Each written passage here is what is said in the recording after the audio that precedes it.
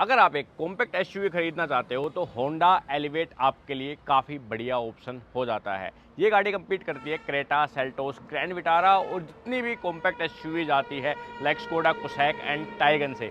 15 लाख रुपए के आसपास का अगर आपका बजट है तो फिर आपके लिए होंडा एलिवेट काफ़ी एक बढ़िया ऑप्शन हो जाता है, क्योंकि इस गाड़ी में ना सब चीज़ें आपको मिलती है लाइक कंफर्ट जैसे हो गया, सेफ्टी होगी, फीचर्स हो गए, सब चीज़ें थोड़ी थोड़ी। जैसे किसी गाड़ी में सेफ्टी नहीं है, किसी कंपनी के साथ फीचर्स जो है वो आपको नहीं मिलते, बट होंडा एलिवेट के साथ आपको सब कुछ ऑफर किया जाता है और काफ़ी रिफाइंड एंड एक रिलायबल प्रोडक्ट है। तो आज इसके बारे में बात करने वाले हैं क्या क्या फीचर्स यहाँ पे मिलते हैं और क्यों मैं इस गाड़ी को इतना बढ़िया जो है वो इस सेगमेंट के हिसाब से मानता हूँ। वेरिएंट से स्टार्ट करते हैं। यहाँ पे आपके पास SV वेरिएंट आता है जो कि बेस वेरिएंट है, फिर उसके बाद VX और ZX, ये 4 वेरिएंट ऑफर किए जाते हैं। सिर्फ SV वेरिएंट के साथ आपको ऑटोमेटिक के ऑप्शन नहीं मिलते, उसके अलावा बाकी तीनों वेरिएंट में आपको ऑटोमेटिक CVT के ऑप्शन मिल जाएंगे। ऑटोमेटिक के लिए आपको 1 लाख रुपए ज़्यादा देने पड़ेंगे मैनुअल के कंपैरिजन में। सिर्फ एक ही इंजन ऑप्शन है, 1.5 लीटर का पेट्रोल इंजन, और 2 गियरबॉक्स ऑप्शन आपको यहाँ पे मिलेंगे, 6 स्पीड का मैनुअल ट्रांसमिशन या फिर CVT में आप ये गाड़ी ले सकते हो। हमारे पास जो वेरिएंट खड़ा हुआ है ये इसका टॉप एंड वेरिएंट है, ZX CVT सिंगल टोन में आप ये गाड़ी देख रहे हो। कलर ऑप्शन काफ़ी सारे हैं, 7 सिंगल टोन के ऑप्शन आपके पास है और 3 आपके पास ड्यूल टोन के ऑप्शन भी अवेलेबल है। फिलहाल ये गाड़ी सिंगल टोन में, बाकी आप ड्यूल टोन में भी जो है वो चूज कर सकते हो। ड्यूल टोन के लिए आपको 13,000 रुपए एक्स्ट्रा देने पड़ेंगे। अब पर्टिकुलर अगर इस गाड़ी के प्राइसिंग की बात करें तो 16,43,000 रुपए है इस गाड़ी का ex showroom price. Automatic variant की बात कर रहा हूं मैं, और ऑन रोड ये लगभग आपको 19 लाख रुपए की पड़ जाएगी भिवाड़ी राजस्थान में। हम फिलहाल है लैंडमार्क होंडा में। अगर आपको होंडा की कोई भी गाड़ी चाहिए अच्छे डिस्काउंट पे या मैं कहूँ बेस्ट डिस्काउंट पे, तो आप नीचे दिए हुए नंबर पे कांटेक्ट कर सकते हो। फिलहाल होंडा एलिवेट पे मोटा मोटा आपको 80,000 रुपये तक का जो है वो डिस्काउंट मिल जाएगा। तो अगेन डिस्काउंट के साथ आप इस गाड़ी को लोगे तो आपके लिए और भी बढ़िया डील यहाँ पे होने वाली है। मैनुअल में 1 लाख रुपये सस्ती है, तो मैनुअल का एक्स शोरूम आई थिंक 15,42,000 रुपये, 40,000 रुपये के आसपास जो है वो आपको मिल जाएगा। ओके, अब फीचर्स देखो। फीचर्स मैं ये नहीं कहूंगा कि सेगमेंट के हिसाब से जो है वो बढ़िया फीचर्स आते हैं, क्योंकि और कई गाड़ियां हैं जैसे कोरियन ट्विंस जो हो गए वो काफ़ी बेहतरीन फीचर देते हैं, बट जब आप प्राइस से इस गाड़ी को मैच करोगे उनके, तो फिर उस प्राइस पे जो वहाँ पे मिलता है उससे अच्छे फीचर्स आपको होंडा एलिवेट देती है। सबसे पहली चीज़ तो इसके अंदर आपको एडास से रिलेटेड फीचर्स जो है वो मिल जाएंगे, लेकिन मिलेंगे ये टॉप एंड वेरिएंट के साथ ही। एडास के लिए यहाँ पे कोई भी रेडार का यूज़ नहीं किया गया है, कैमरा बेस्ड एडास सिस्टम जो है वो आते हैं, लेकिन होंडा का कहना है कि ये लेवल 2 के एडास है और यहाँ पे 6 फीचर्स जो है वो आते हैं। तो मेन फीचर्स जो भी हो गए आपके एडास के वो सारे आते हैं, जैसे कि अडप्टिव क्रूज कंट्रोल हो गया, इमरजेंसी ब्रेकिंग हो गया, लेन डिपार्चर वार्निंग हो गया, या और भी देखें तो अपने पास हाई बीम असिस्ट हो गया, रोड डिपार्चर मिटिगेशन सिस्टम। तो लगभग सारे फीचर्स आपको यहाँ पे प्रोवाइड किए जाते हैं। अब बात आती है गाड़ी के डिज़ाइन की, तो डिज़ाइन वाइज मेरे हिसाब से ये गाड़ी सबको ही पसंद आई होगी। कॉम्पैक्ट एसयूवी के सेगमेंट में जिस हिसाब का डिज़ाइन है उस हिसाब से गाड़ी थोड़ी सी जो है वो बड़ी आपको डेफिनेटली लगने वाली है इसके कंपटीशन से, और ओवरऑल जो गाड़ी का साइज़ है, ओवरऑल जो गाड़ी की रोड प्रेजेंस है वो काफ़ी अच्छी निकल के आती है। यहाँ पे काफ़ी बड़ी सारी ग्रिल आप देख रहे हो होंडा की, होंडा का लोगो लगा हुआ है, और अपने पास कोई भी 360 डिग्री कैमरा या फिर फ्रंट पार्किंग सेंसर्स के फीचर्स आपको नहीं दिखेंगे। तो मैं कह रहा कि सेगमेंट में बेस्ट फीचर तो डेफिनेटली यहाँ पे नहीं आते, बट आई थिंक कि इस प्राइस पे जो आएगा वो आपके लिए बढ़िया रहेगा। यहाँ पे LED बेस्ड लाइटें जो है होंडा देता है, LED बेस्ड आपके DRLs आ गए, और LED बेस्ड ही अपने पास फॉग लैंप के ऑप्शंस जो है वो दिए जाते हैं। गाड़ी का ओवरऑल ग्राउंड क्लियरेंस काफ़ी ज़्यादा बढ़िया आपको मिलने वाला है। ओवरऑल जो साइड से गाड़ी दिखती है वो काफ़ी अच्छी और बड़ी गाड़ी दिखती है। अलॉय व्हील्स यहाँ पे दिए गए हैं। बेस वेरिएंट में आपको स्टील रिम मिलने वाले, आई थिंक VX से आपके पास अलॉय के ऑप्शन जो है वो आ जाते हैं। ओवरऑल जो टायर का साइज़ है वो 215/55 का है, 17 इंच के अलॉय आप ये देख रहे हो, और डिस्क ब्रेक जो है वो आपको मिलने वाले हैं। गाड़ी का जो ओवरऑल सस्पेंशन सेटअप है वो काफ़ी बढ़िया है। आप इसको सिटी में चलाओ, हाईवे पे चलाओ, ये काफ़ी अच्छे से टैकल करती है हर एक जगह, और मेरे हिसाब से बेस्ट सस्पेंशन आपको मिलने वाले हैं इस सेगमेंट में अगर आप सस्पेंशन वाइज कोई गाड़ी देख रहे हो तो। पीछे अपने पास कोई भी डिस्क ब्रेक के ऑप्शन नहीं दिए जाते, ये डेफिनेटली एक मिस आपको लगने वाला है। बाकी ऊपर अपने पास रूफलेस वगैरह जो है वो आ गई, देन अपने पास यहाँ पे शार्क फिन एंटीना वगैरह जो है वो सारी चीज़ें आ गई।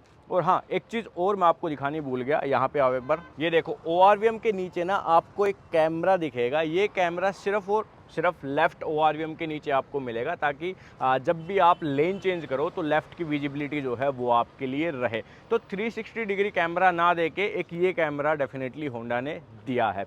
इसके बाद पीछे का भी डिज़ाइन आप देखोगे तो पीछे से भी गाड़ी काफ़ी ज़्यादा सटल लगती है। ऐसा नहीं है कि काफ़ी ज़्यादा फ्यूचरिस्टिक लगती है, और ऐसा भी नहीं है कि भाई पुराने ज़माने की लगती है। मेरे हिसाब से काफ़ी अच्छा डिज़ाइन गाड़ी का ओवरऑल है। देन पीछे फीचर्स की बात करें तो अपने पास LED बेस्ड लाइटें आ जाती है, इंडिकेटर और बैकलैम्प आपके हेलोजन बेस होने वाले हैं। बाकी वाइपर, डिफोगर, वॉशर, ये सब चीज़ें आपके पास अवेलेबल यहाँ पर रहेगी। और पीछे 4 पार्किंग सेंसर्स जो है वो दिए गए हैं।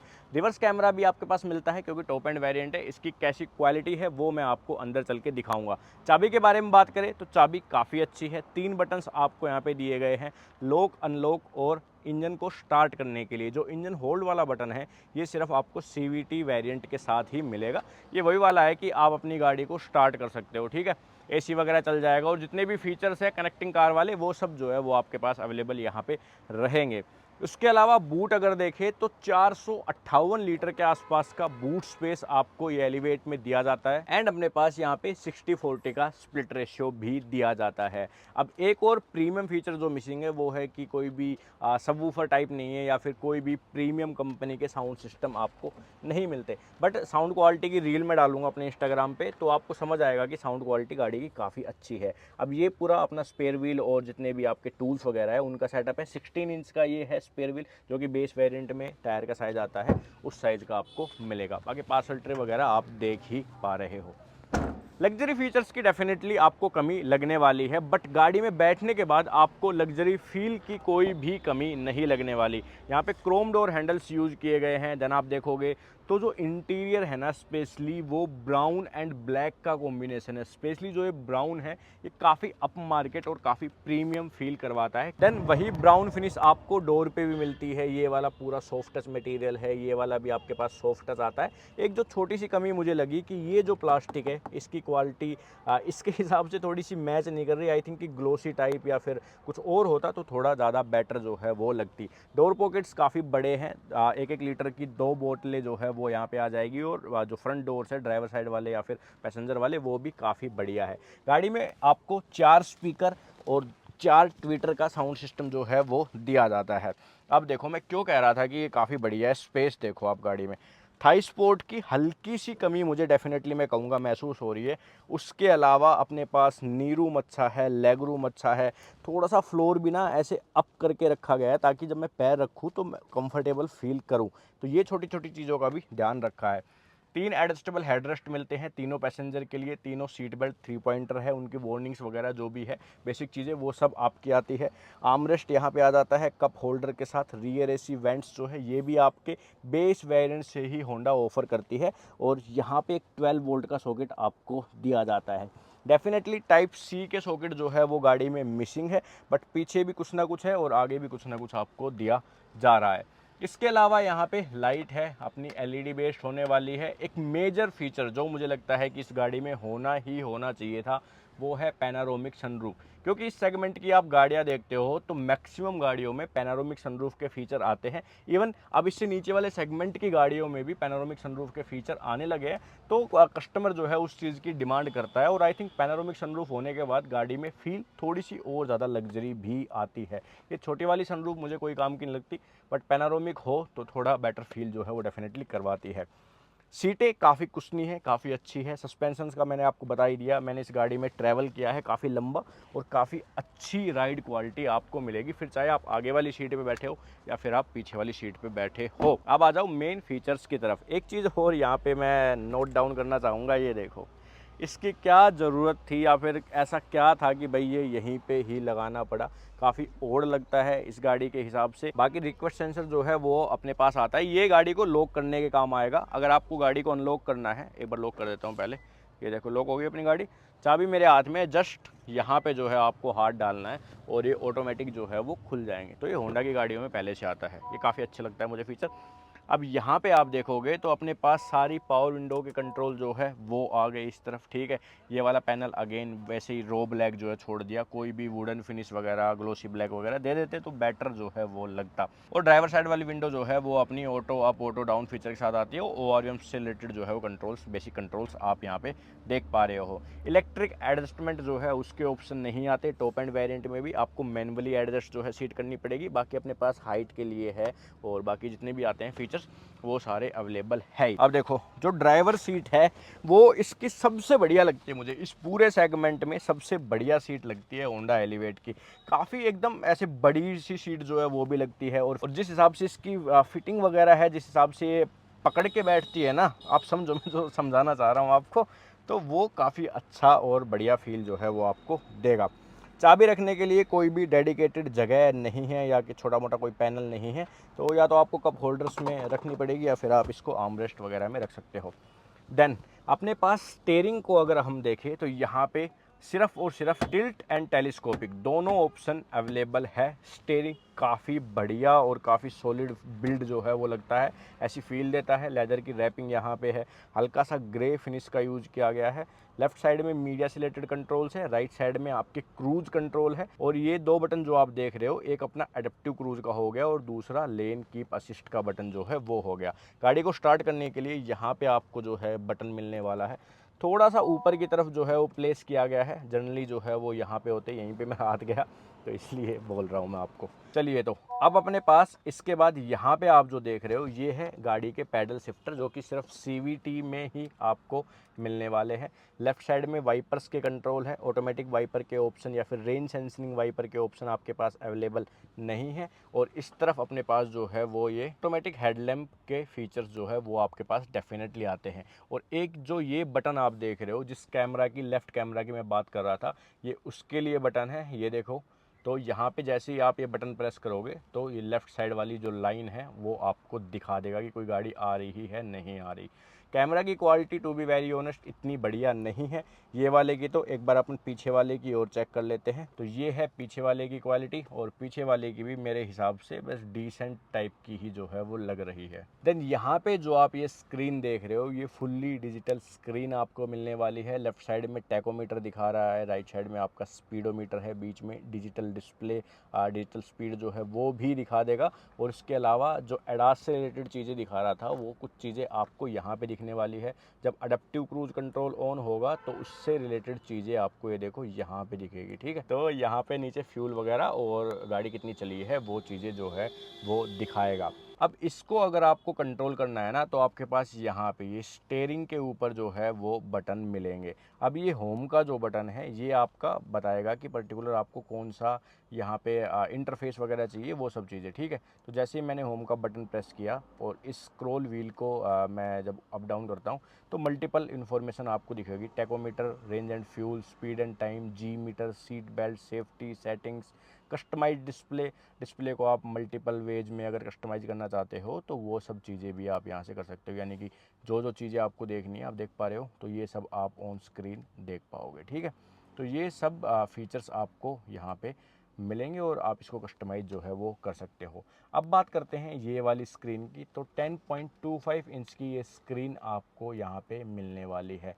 अब इसमें बेजल्स काफ़ी बड़े हैं, ठीक है। दिखने में स्क्रीन आपको ऐसे बड़ी सारी लगने वाली है, बट ये यहीं तक जो है वो आपकी काम करेगी। और इंटरफेस भी अगर मैं कहूँ तो इसका इतना बढ़िया इंटरफेस मुझे नहीं लगा। देखो, ये है इसका मतलब नॉर्मल होम व्यू, यहाँ पे आपको परमानेंट बैक कैमरा ये दिखाती रहेगी। ब्लूटूथ के लिए आपको ये प्रेस करना पड़ेगा, फिर आप यहाँ से ब्लूटूथ डिवाइस जो है कनेक्ट करना चाहो तो वो कर सकते हो। देन अपने पास यहाँ पे सेटिंग के अंदर काफ़ी सारी चीज़ें जो है वो आपको दिखाएगा। एंड्रॉयड ऑटो, एप्पल कारप्ले आपका यहाँ पे चल जाएगा, वो सब चीज़ें कर पाओगे। और डिफरेंट सेटिंग जो है वो यहाँ पे आ जाएगी। ये ऐसे ऊपर ले जाता हूँ ना तो एकदम से जो है वो भग जाती है इसकी सारी सेटिंग्स। तो इसका इंटरफेस उतना बढ़िया नहीं है। हार्ड बटन्स दिए हैं होंडा ने, ठीक है, यहाँ पे आपको काफ़ी सारे हार्ड बटन्स मिलेंगे, जिसमें वॉल्यूम के है ये 2 बटन्स, ये ऑन ऑफ का, ये होम का, ये बैक का, और एक ये बटन है जो कि इसकी स्क्रीन को डिम कर देगा, ठीक है, नाइट मोड आप इसको बोल सकते हो। इतना ज़्यादा जो है इस स्क्रीन से मैं इम्प्रेस्ड नहीं हूँ। देन अपने पास ऑटोमेटिक एसी है, सिंगल जोन ऑटोमेटिक एसी आपके पास आता है, और कुछ बटन से मैक्स कूल का फीचर जो है वो भी दिया जाता है। उसके नीचे आप देखोगे तो वायरलेस चार्जर जो है वो आपके पास अवेलेबल है। आई थिंक कि जगह सही है, अच्छी जगह जो है वो प्लेस किया गया है वायरलेस चार्जर। अपने पास 12 वोल्ट का सॉकेट है लेफ्ट साइड में, और राइट साइड में अपने पास जो है वो 2 USB टाइप ए के सॉकेट है। जैसे मैंने बताया कि अपने पास टाइप सी के सॉकेट नहीं आते। इसके नीचे देखोगे ना तो एक बड़ा सारा बटन दिया है जो कि वायरलेस चार्जर को ऑन ऑफ करने के लिए जो है वो है। तो पता नहीं इतना बड़ा बटन देने का क्या मकसद था। देन अपने पास कप होल्डर्स है, ठीक साइज़ के हैं कप होल्डर्स भी। गियर नोब की अगर पर्टिकुलर बात करूँ तो थोड़ा सा छोटा मेरे को गियर नोब लग रहा है। CVT गियर बॉक्स आता है, काफ़ी अच्छा है। फ्यूल एफिशिएंट भी जो है वो आपके लिए रहने वाला है, और लेदर की रैपिंग आपको मिलती ही है। एक यहाँ पे डमी बटन जो है वो भी आपको मिलता है, एंड नीचे आप देखोगे तो PRND स्पोर्ट्स मोड में भी आप इसको चला सकते हो, और मैनुअल में चलाना है तो आपको बताइए कि पैडल शिफ्टर आपको यूज़ करने पड़ेंगे। देन अपने पास मैनुअल हैंड ब्रेक है, हैंड ब्रेक की टिप पे कोई भी क्रोम वगैरह नहीं है। छोटी छोटी चीज़ें कहीं कहीं जो है डेफिनेटली इस गाड़ी में मुझे मिसिंग लग रही है, जो मैं आपको पॉइंट आउट करके बता रहा हूँ। आर्मरेस्ट है, स्लाइड नहीं होता, बट लेदर की रैपिंग है, थोड़ा सा स्पेस है आर्मरेस्ट के नीचे। यहाँ पे आप देखोगे तो ये एक पैनल सिर्फ जो है वो वुडन फिनिश में दिया है। मेरे हिसाब से जो यहाँ पे यूज़ किया है यही चीज़ अगर डोर पैड्स पे होंडा यूज़ करती तो काफ़ी प्रीमियम लुक जो है वो गाड़ी को मिलता, और ये सॉफ्ट टच आपको मिलता ही है। पूरा डैशबोर्ड कंप्लीट हार्ड प्लास्टिक ही मिलने वाला है। ग्लोब बॉक्स भी छोटे से साइज़ का ही है, और कोई भी कूलिंग इल्यूमिनेशन का फीचर ग्लोब बॉक्स में नहीं मिलता। ऊपर आप देखोगे तो यहाँ पे IRVM आपका ऑटोमेटिक डेफिनेटली मिलता है, और काफ़ी अच्छा फ्रेमलेस टाइप का जो है IRVM ये फील भी होता है। ये आपका सनरूफ के लिए है ये बटन, अगर आपको सनरूफ खोलनी है, और बाकी ये जो बटन है ये आपका है लाइटों के लिए, ठीक है। लाइटों में 3 मोड वही है कि डोर पे सेट करनी है, ऑफ़ करनी है, या फिर आपको परमानेंट ऑन करनी है। ऐसे ऑन कर पाओगे आप इनको, ओके। देन अपने पास वैनिटी मिरर है, और इसके अंदर इल्यूमिनेशन आपको मिलती है, ये हैलोजन दी गई है। और इस तरफ अपने पास वैनिटी मिरर है एंड इल्यूमिनेशन यहाँ पे नहीं दी गई। देखो यहाँ पे भी डमी छोड़ दी। अब इतना पैसा लगता भाई इसमें बल्ब लगाने में, बट पता नहीं क्यों ऐसा किया गया। ये देख लो सनवाइज़र, काफ़ी स्पेस यहाँ पे सनवाइज़र भी छोड़ दे रहा है, ओके जी। सो ये थे ओवरऑल फीचर्स इसके बारे में। सेफ्टी की बात करें तो यहाँ पे आपके पास सारे सेफ्टी फीचर अवेलेबल है, और होंडा डेफिनेटली सेफ गाड़ियों के लिए जाना भी जाता है। सिटी ऑलरेडी 5 स्टार है, और उसी प्लेटफॉर्म पे एलिवेट भी बनी है, तो एलिवेट को भी आप मान सकते हो कि 5 स्टार ही जो है वो गाड़ी है, या फिर सेफ गाड़ी आपको ये मिलने वाली है। अब चलिए मेन चीज़ के बारे में बात करते हैं, जो कि है इस गाड़ी का इंजन। सो ये रहा वो इंजन, 1.5 लीटर का IV टैक इंजन आपको मिलता है, पेट्रोल इंजन। काफ़ी रिफाइन, काफ़ी रिलायबल और स्पोर्टी फील देने वाला इंजन आपको डेफिनेटली मिलता है।